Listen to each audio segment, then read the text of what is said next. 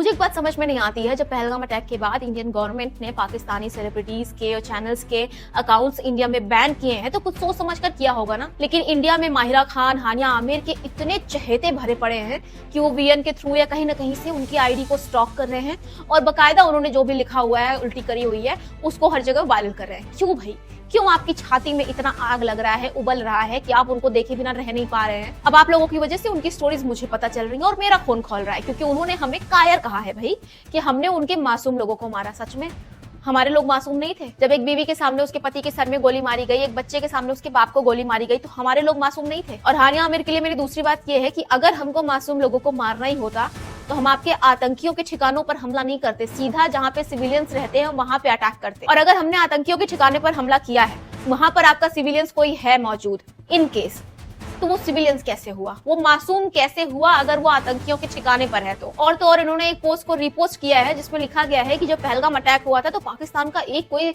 आदमी भी या औरत भी खुश नहीं हुआ था। सच में सैकड़ों रील्स हैं ऐसी, सैकड़ों वीडियोस हैं जिन पे वो ठहाके मार के हंस रहे हैं, पर मैं इसमें दिखा नहीं सकती आपको, पर सैकड़ों, कम ही बोल रही होंगी शायद मैं। तो पहले अपनी जानकारी का वो दायरा बड़ा कीजिए, उसके बाद विक्टिम प्ले करिएगा। अगर हम आतंकियों को भी नहीं मारेंगे, हम आपकी आर्मी को भी बख्श रहे हैं, आपके सिविलियंस को भी बख्श रहे हैं, तो हम क्या करें? हाथ पे हाथ धरे बैठे रहें? और आप लोगों से मेरी दरख्वास्त है, रिक्वेस्ट है, जो करना है कर लो। दुनिया में बहुत अच्छी एक्ट्रेसेस हैं, बहुत अच्छे एक्टर्स हैं, बहुत अच्छे एक्टर्स हैं, सिंगर हैं, उनके फैन बन जाओ, उनको स्टॉक कर लो। अब पाकिस्तानी बचे आपको स्टॉक करने के लिए, सुधर जाओ सबके सब।